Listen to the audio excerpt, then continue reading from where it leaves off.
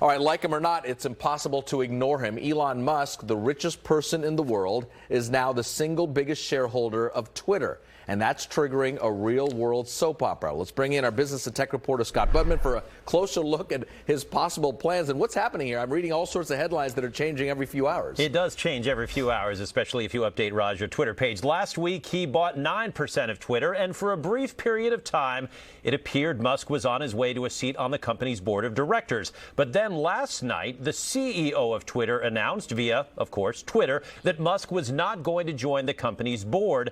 And he warned employees of, quote, distractions ahead. What distractions, you may ask? Well, for one thing, if Musk was a board member, he would be unable to buy more than 14.9% of Twitter stock, and therefore 14.9% of ownership in the company.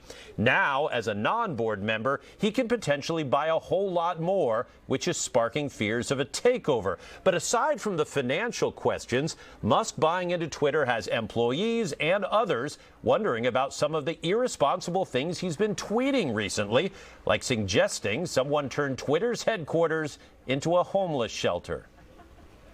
The fact that a billionaire could leverage this much control over a social media platform should give everyone a cause for concern, because if social media becomes your main source of information and one person can change the flavor or the feeling of the entire platform, you may want to diversify where you're getting your information from.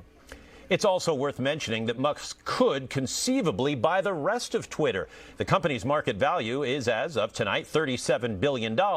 Musk's net worth is somewhere around $274 billion. Now, I'm speaking to venture capitalists and other stock watchers about this. They say it's understandable that employees would be worried about a Musk takeover, and they say with that kind of money, anything is possible. Remember, this is a man who started an entire company based on the idea of driving through underground tunnels in order to beat traffic. Raj, stay tuned. Well, it's interesting because you talk about some employees at Twitter are worried. There might be other employees who are excited about the possibility. Usually everything he touches turns into gold. What's happening there? Yeah, it's a good point. And Twitter, on the day that his ownership stake was announced, had the best day stock-wise that it had seen since the IPO. But I must say, with all this back and forth going on, the stock has dipped quite a bit. No stock likes uncertainty.